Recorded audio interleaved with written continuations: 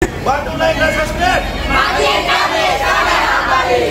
Sama jawabnya, Abubakar dengan Zaid bin Sabit. Bid'ah itu tidak ada dalam Rasulullah. Tapi ini baik, kata Abubakar. Pikirkan dulu, berpikir. Setelah 3 hari baru Zaid bin Sabit juga dia mengatakan benar juga ini. Akhirnya diperintahlah Zaid bin Sabit oleh Abu Bakar sebagai khalifah untuk menulis Al-Quran. Apa kata Abu Bakar Zaid? Ya Allah, andaikan saya diperintah memindahkan 2 buah gunung, lebih ringan daripada saya menulis Al-Quran, kata Zaid bin Sabit. Tetapi bismillah. Nah, setiap kali Zaid bin Sabit mau menulis ini, dia ada sahabat satu mencari orang-orang yang hafal Quran. Setelah didengar di hadapannya, di sampingnya ada salah-salah sahabat yang lain jadi saksi. Wah, saya dengar ini, saya terima di salaman. Disumpah lagi, dia sholat 2 rakaat baru ditulis. Nah, ada yang menarik, kata Zaid bin Sabit. Dari sekian sahabat yang dia cari untuk mencari di mana Quran, ada satu yang menarik, yaitu salah seorang sahabat bernama Ibnu Huzaimah. Di situ dia menemukan ayat yang mengatakan, ya, wattaqu yawman turja'una fihi ila Allah. Hanya ada pada Ibnu Huzaimah. Dan ayat ini turun lagi 9 hari Nabi wafat. Intra itu. Tetapi kenapa tidak pernah ditulis dikatakan sebagai ayat yang terakhir itu? Itu panjang masalah dalam kitab At-Tibyan maupun di dalam kitab Al-Ifal yang Suyuti. Nah, oleh karena itu, teman-teman sekalian, saya ingin sekedar memperkenalkan ini bahwa mushaf yang kita lihat sekarang ini, ya, setelah Zaid bin Sabit selesai menulis Al-Quran 30 juz itu, setelah itu orang bingung apa namanya kan? Kita mau beri nama apa tulisan Zaid bin Sabit ini? Kumpulan wahyu itu. Dan tulisan Al-Quran yang ditulis oleh Zaid bin Sabit itu tidak ada titik, tidak ada harapan, benar-benar bunuh. Tidak ada titik, tidak ada harapan. Nah, baru dia benar-benar tidak bunuh lagi. Nah, setelah berunduk, aku sudah pernah menulis tulisan itu. Maka salah seorang sahabat ingat, pernah saya kumpul-kumpul dengan beberapa orang sahabat yang pernah menulis wahyu Rasulullah itu, dan ada yang pernah menulisnya, dia menyebutnya dengan sebutan mushaf. Nah, itu yang dipakai sampai sekarang. Nah, mushaf ini begitu ditulis ada terangkum 20 dialektis cara membaca Quran. Baca 20 cara membaca Quran. Sehingga pada zaman Khalifah Umar ada salah seorang orang yang bekerja sama Umar membaca Quran, kemudian yang membaca yang sebelahnya tadi membaca dengan memakai dialeknya Musa Asy'ari, berdebat, bertengkar, hampir berkelahi gara-gara cara baca. Melihat realia itu mendorong Utsman bin Affan ketika jadi khalifah untuk menyederhanakan yang 20 dialektis cara baca Quran itu menjadi 7 cara baca Quran yang umumnya dipakai oleh orang-orang Quraisy, yang itu disebut dengan qiraatus sab'ah. Tetapi sekarang ada lagi muncul qiraatul asy'ar, 10 cara, 10 macam, dan itu kitabnya namanya Al-Qur'an Al-Zahirah. Ya. Nah, itu Imam Satibi itu menulis, ya, ada Hujjatul Qiraah, ada Qur'an Al-Zahirah. Nah, penulisan ini sekali lagi benar-benar bunuh. Benar-benar tidak ada titik, tidak ada harokat.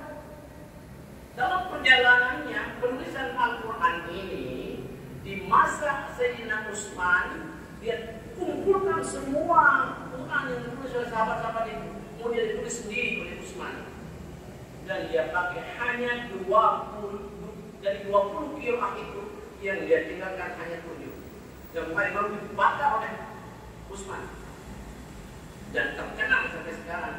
Tulisan Mushaf Utsman itu disebut Khatum Utsman yang terkenal sekarang ini. Nah, Dalam perjalanan ini, masih sekali lagi kurang, masih mundur, tak ada titik, tak ada harokah. Kemudian, karena tidak ada titik, tak ada harokah, maka ketika kita memahami Al-Quran butuh ilmunya, sehingga ada namanya ulumul Quran. Nah, sekarang ini sudah ada yang baru. Maksudnya yang baru itu ada tafsir al-Asriyah, ya. Satu-satunya tafsir yang ditulis berdasarkan urut-urut. Mushaf yang kita tahu ini kan yang 30 juz, 114 surat, 6.666 ayat. Itu Fatihah pertama, kemudian Al-Baqarah, kemudian Al-Imran, An-Nisa dan seterusnya. Tetapi di dalam kitab yang saya sebutkan ini adalah kitab yang ditulis berdasarkan urut turunnya, bukan berdasarkan seperti yang kita tahu di mushaf yang bacakan ini. Dan kutip pada jilid pertama. Kitab tafsir itu namanya Tafsir Ma'arif Tafakkur wa Dawaibut Tadabbur. Kitab tafsir ini ada 15 jilid. Di jilid pertama ada 18 surat. Dan urutannya begini. Di dalam tafsir Ma'arif Tafakkur wa Dawaibut Tadabbur, surat yang pertama kali turun adalah surat Al-Alaq. Sedangkan di dalam surat Al-Alaq itu adalah surat urutan yang ke-92 dan 96. Satu. Yang kedua, surat yang kedua turunnya adalah Al-Muddatsir. Sedangkan dalam mushaf itu adalah surat yang ke-74. Yang ketiga dalam tafsir ini, tafsir Ma'arif Tafakkur dan Tadabbur ini, yang ketiga adalah Muzammil. Di dalam mushaf Muzammil ini adalah surat yang ke-73. Kemudian yang keempat Al-Qalam. Surat yang keempat adalah Al-Qalam. Tapi di dalam Al-Quran adalah mushaf itu adalah urutan yang ke-68. Yang kelima adalah surat Al-Fatihah. Bayangkan. Yang kita baca di mushaf Al-Fatihah pertama. Sementara di tafsir ini adalah urutan yang ke-5.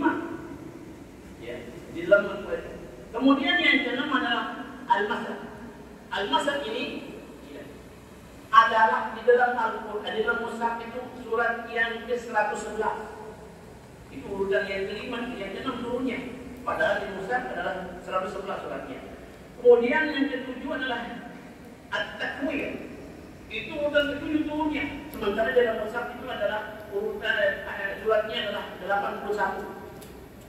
Kemudian yang ke-8 surat Al-A'la. Surat Al-A'la di dalam mushaf itu adalah surat yang ke-87. Di dalam kemudian yang ke-9 urutan suratnya adalah surat Al-Lail. Di dalam mushaf itu urutan suratnya adalah surat yang ke-92. Kemudian yang ke-10 adalah Al-Fajr. Itu urutan ke-10 turunnya surat Al-Fajr. Sementara dalam mushaf itu Al-Fajr itu adalah surat yang ke-89. Kemudian yang ke-11 adalah Wadduha. Surat urutan 11 turunnya. Sedangkan dalam mushaf surat Al-Duha adalah surat yang ke-93. Kemudian yang ke-12 adalah surat Al-Nasrah. Sedangkan di dalam Al-Quran dia adalah urutan surat yang ke-94. Kemudian adalah Al-Asr. Surat Al-Asr ini adalah urutan yang ke-13 turunnya. Tapi dalam mushaf dia adalah surat yang ke-103. Kemudian yang ke-14 adalah Al-Adiyat, Al-Dhaha. Itu urutan ke-14 turunnya. Tetapi dalam Al-Quran, dalam mushaf dia adalah surat yang ke-100.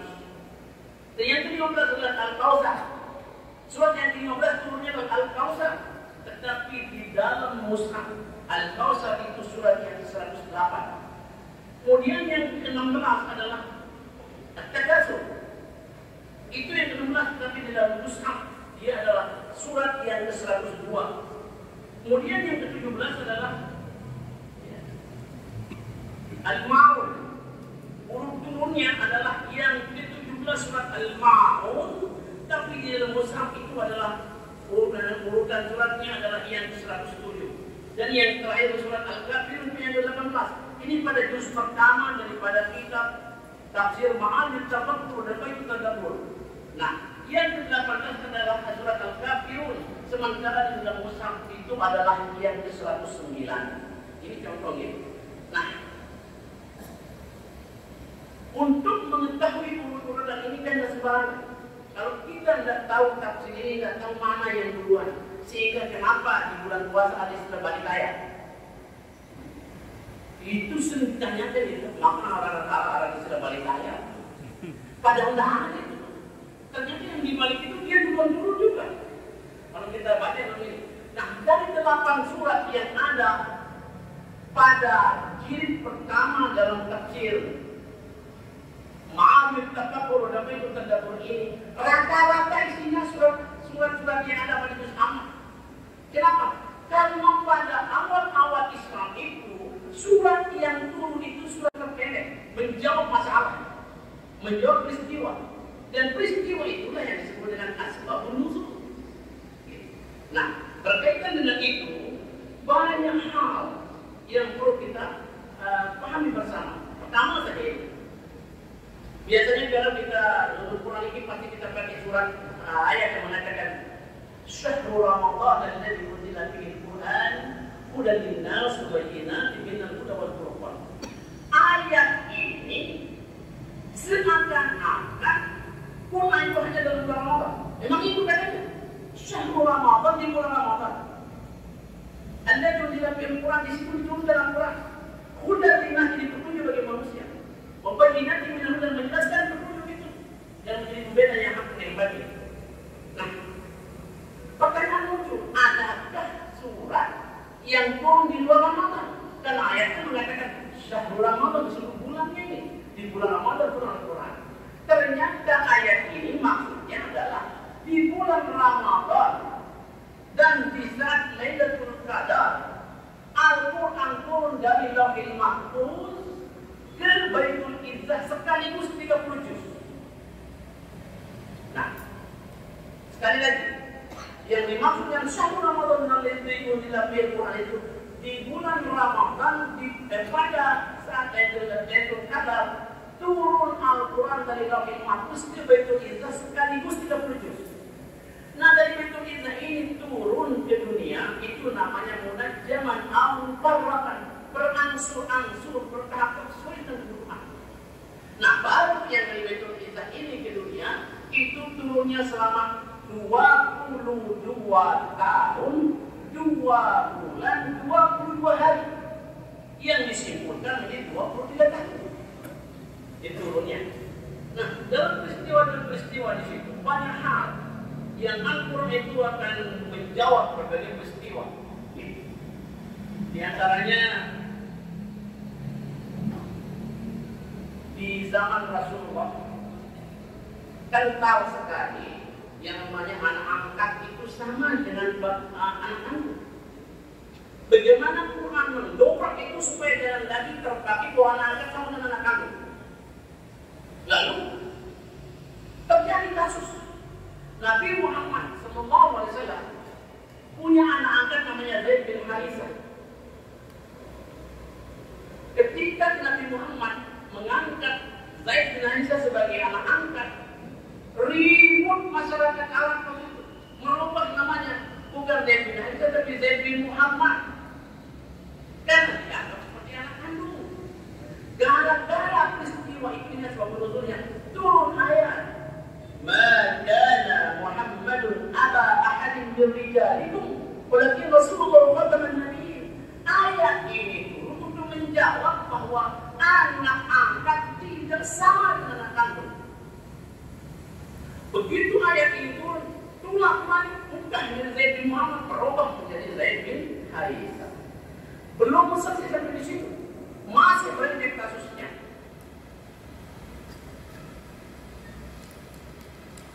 Nabi Muhammad SAW punya keluarga perempuan cantik, namanya Zainab. Tiba-tiba Rasulullah memanggil Zainab. Nabi bilang apa? Zainab, kamu harus kawin dengan Zaid. Lah mencak Zainab. Yuk maka dia yang terkawin dengan Zaid dikesayangi Rasulullah. Lama muda dia sini begitu kemarin di kasar itu. Teduh Rasulullah. Uli dia kemo. Mengalami mati lagi. Zainab kamu harus pergi ke Zaid. Ya Rasulullah. Maka ada paksa kian yang berarti dengan rasa hati. Kata Zainab. Teduh Rasulullah. Uli mengemang datang Zainab dengan keluarganya. Keluarganya yang ngomong, ya Rasulullah, kalau memang mau dikawinkan Zainab, Rasul aja kawinin dia. Tentu Rasul. Ia turun ayat. Ayat itu yang menjelaskan tentang apabila Allah dan Rasulnya sudah memutuskan satu perkara, tidak ada pilihan lain. Maka begitu turun ayat ini, mohon Zainab. Balik lawan ayat. Akhirnya kawinlah Zainab dengan Zaid. Berusaha dengan memang ingin minum dengan bersanding dia bertanding. Mencak dong Zainab ini. Akhirnya dalam waktu yang lama cerailah Zainab dengan Zaid. Setelah cerai Zainab dengan Zaid, begitu hampir ditanya Rasul kawin Zainab. Belum ditanya. Maka sang baru untuk ini sang dari suruh dia pilih. Ada masalah ini. Apa masalahnya? Nah, Rasul mengawini Zainab setelah janda dari Zaid. Setelah Rasul mengawini Zainab, apa yang terjadi? Baru diketahui Rasulullah bahwa boleh bapak angkat menikahi mantan istri anak angkat. Itu yang terjadi. Jadi berdasarkan peristiwa ini habis semua terberangus kebiasaan orang Arab yang mengangkat anak-anak seperti bisa mengangkat seperti anak kandung. Hanya boleh. Jadi peran anak angkat sudah tidak ada. Jangan lagi disamakan seperti anak kandung dengan dua kasus ini. Nah ini cara Quran yang jawab. Peristiwa yang terjadi itu asbabun nuzul namanya yang tadi itu. Dan di kitab ini semua itu bisa asbabun nuzulnya. Bahkan tidak segera asbabun nuzulnya di era. Ada lagi satu kitab tafsir yang cukup besar. Itu mengupas dengan semua ilmu Arab, ilmu bahasa Arab. Namanya ya, Hadithur Rauf Raihan. Itu 33 jilid kitabnya. Kitab itu mengupas semua itu dari ilmu bahasa Arabnya. Namun syarat matik pada kafaiyah semua dikupas itu. Bahkan setiap ayat dia untuk mengetahui sebenarnya apa itu. Nah, berdasarkan ini jemaah sekalian, kemudian ya simpulan seperti ini, lagu ikiran mancing Quran ini cuma dipaham, pancingan ini marah ini. Ketika ada ayat yang mengatakan masalah gunung, menyunin dalam surat Al-Anbiya ayat 30, ayat itu mengatakan begini. Awalan yara alladhina kafaru anna as-samawati wal ardh kana ratqan fafatahnaahuma wa ja'alna minal ma'i kulla shay'in hayy afala yu'minu. Ini tentang langit dan bumi ini. Awalan yara alladhina kafaru, tidaklah melihat oleh orang-orang kafir anna as-samawati wal ardh, bahwa semuanya langit dan bumi kana ratqan adalah bersatu. Bumi langit bersatu. Fafatahnaahum, lalu kami pisahkan keduanya. Wa ja'alna minal ma'i kulla syai'in hayy, kami jadikan dari air segala sesuatu bisa hidup. Apakah yu'minu? Apakah mereka tidak beriman? Pertanyaan muncul. Ini dari Tuhan. Kira-kira pirang bersatu bumi di langit. Kemungkinan berpisah. Ayat ini mengatakan kana tarafiqan, adalah bumi dan langit itu bersatu. Fafatahnaahum, lalu kami pisahkan keduanya. Pertanyaannya, pirang bumi langit bersatu, pirang berpisah? Sahabat saja pada bingung. Sahabat ketika berdiskusi dengan ayat ini bingung. Apa kena ayat ini? Hanya sahabat-sahabat itu ketika berkumpul sama-sama tak paham. Ada satu mengatakan, yang ingat waktu itu saya ingat dulu Ibnu Abbas pernah dirangkul oleh Rasulullah dan didoakan dengan mengajar Allahumma alimhu at-ta'wil wal hikmah, itu doa Rasul pada Ibnu Abbas. Nah, akhirnya sahabat ini mengutus dua orang sahabat ke Ibnu Abbas, tanyakan ayat ini. Ketemu, dijelaskan, dibacakan oleh sahabat ini. Wahai Ibnu Abbas, apa maksud ayat ini? Yang mana dibacain? Awalam yaral ladzina kafaru anna as-samawati wal arda kanata ratqan fafataqnahuma wa ja'alna minal ma'i kulla shay'in hayy afala yu'minun. Begitu dibacakan ayat ini, apa jawaban Ibnu Abbas? Oh, ini ada kasus. Katanya. Apa kasusnya? Kasusnya adalah dulu awalnya begini. Ketika Allah mengumumkan dan membuat makhluk di muka bumi ini kepada para malaikat, malaikat protes.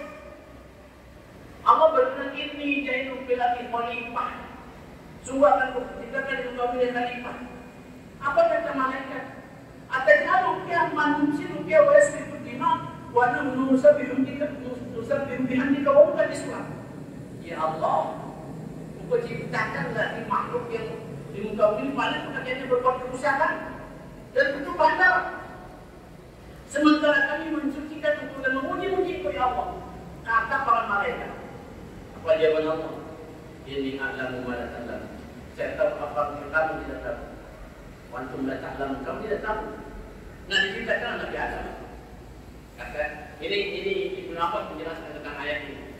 Setelah diciptakan Nabi Adam, di dalam surga dia sendirian. Adam diciptakan